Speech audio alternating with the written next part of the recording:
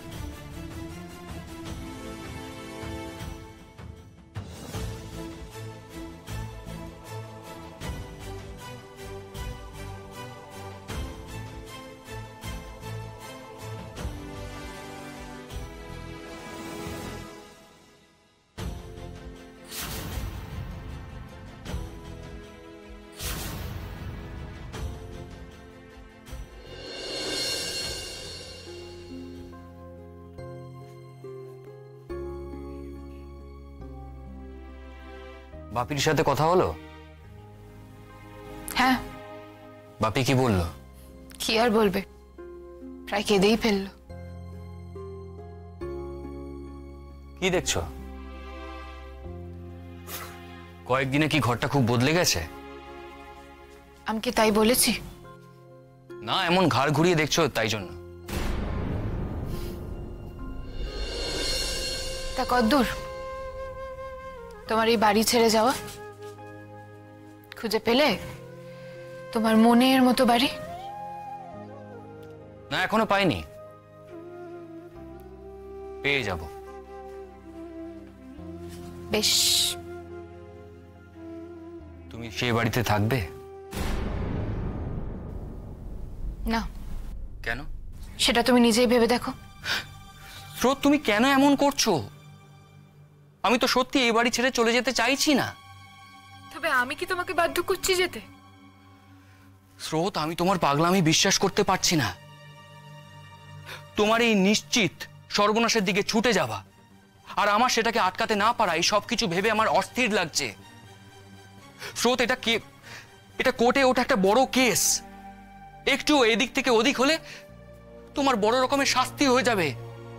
স্রোত, তোমার জেল হয়ে যাবে। ওরা তোমাকে ওদের হেল্পার প্রমাণ করে শাস্তি দিয়ে দেবে। তারপর তোমার ক্যারিয়ার, তোমার সুন্দর ভবিষ্যৎ সবকিছু নষ্ট হয়ে যাবে। স্রোত, সবকিছু নষ্ট হয়ে যাবে। আচ্ছা, তুমি তো ওখানে গিয়ে ওদের অ্যারেস্ট হওয়া থেকে আটকাতে পারোনি, এখনো পারবে না। মাঝখান থেকে তুমি তোমার সর্বনাশ নিজেই ডেকে আনবে। স্রোত, সাধক, আমি বরং বাড়ি ফিরে যাই।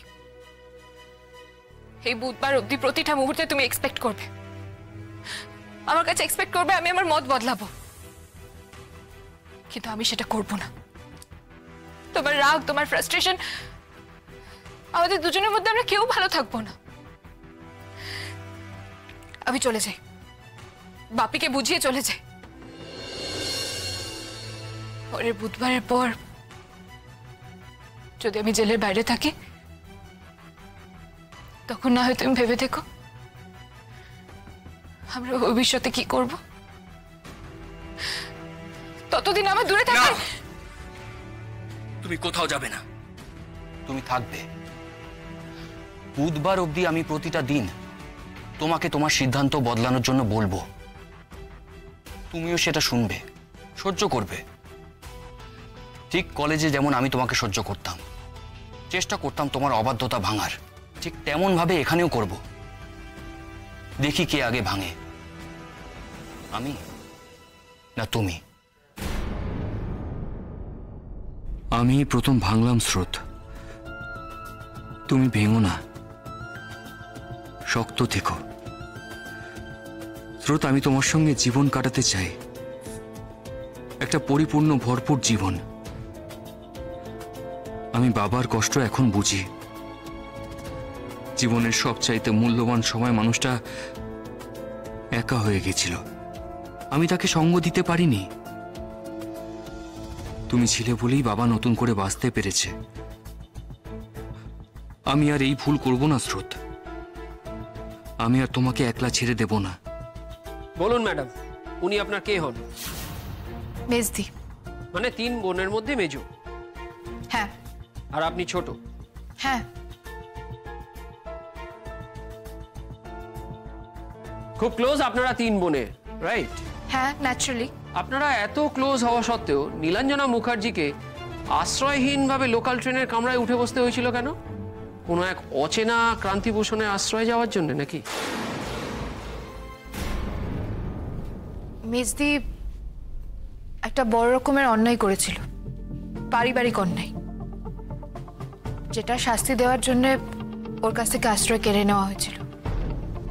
Your honour, point to be noted, Nilanjana একজন স্বভাবগত অপরাধী। যে অন্যায়ের কথা ডক্টর স্রোতস্বিনী বলছেন সেটা হলো নিজেরই জামাইবাবুকে ফলস মলেস্টেশনের কেসে ফাঁসিয়ে দেওয়া। কি ডক্টর সেনগুপ্ত, আমি ঠিক বলছি তো? হ্যাঁ।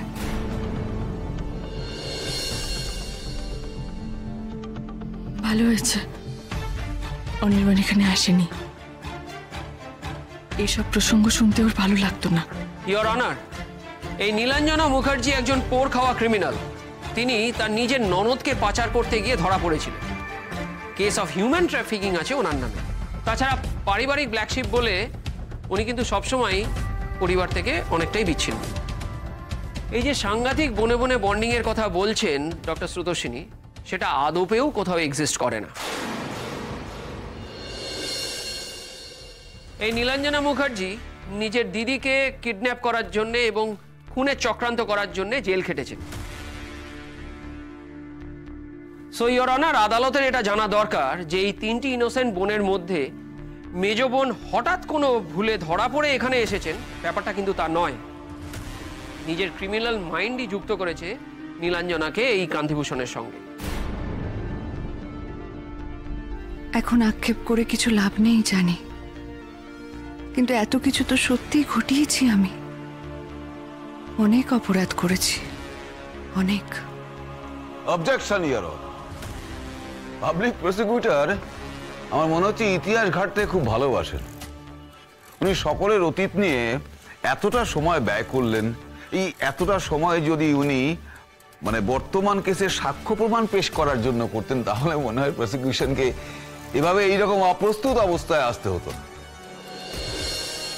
হিউম্যান ট্রাফিকিং এর কেস এখনো শেষ হয়নি, মলস্টেশনের কেস পেন্ডিং, কিডন্যাপিং এবং ইত্যাদির কেস উইথড্রন।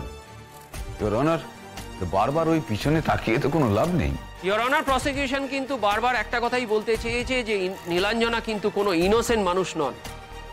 তার অতীত, তার অপরাধ জীবনে অভ্যস্ত থাকার প্রমাণ দেয়। কোনো সাধারণ ব্যক্তি এরকম ক্রিমিনাল অ্যাক্টিভিটির মধ্যে কখনো জড়িয়ে পড়েন না ইয়োর অনার। অথচ নীলাঞ্জনা মুখার্জি এরকম ঘটনায় নিয়মিতভাবে জড়িয়ে পড়েছে।